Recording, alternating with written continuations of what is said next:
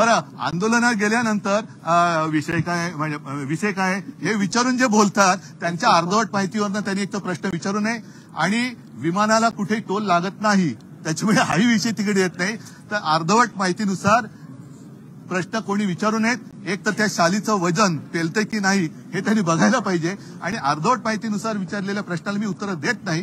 ही संपूर्ण जी काय माहिती आहे ती त्या वेळेला आहे. मी प्रश्न आजही सांगतोय, धारावीकरांच्या न्याय हक्कासाठी आम्ही रस्त्यावरती उतरलो.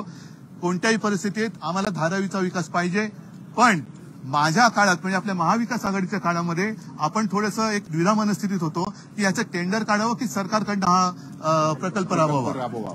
आमचा निर्णय जवळपास होत होता की या सरकारच्या माध्यमातून प्रकल्प राबवावा, आणि ते लक्षात आल्यानंतर म्हणून आमचं सरकार पाडलं का असा माझा जो काही प्रश्न आहे तुम्ही परवाच्या मोर्चात विचारलाय.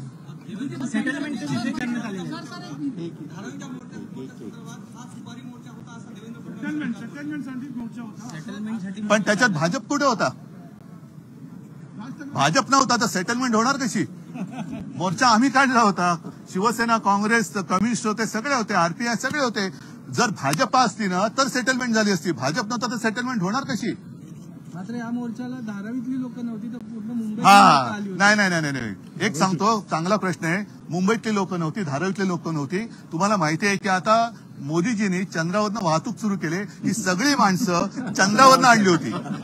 ही सगळी माणसं आम्ही चंद्रावरनं आणली होती. मात्र मुद्दे धारावीचे आणि मुंबईचे होते. त्या मुद्द्यांवरती बोला, लोकांवरती बोलू नका. ही माणसं आम्ही चंद्रावरनं आणली होती, कारण त्यांनीच तर चंद्रयान पाठवून सुरू केले वाहतूक. तुम्हाला काय आमंत्रण नाही आलं?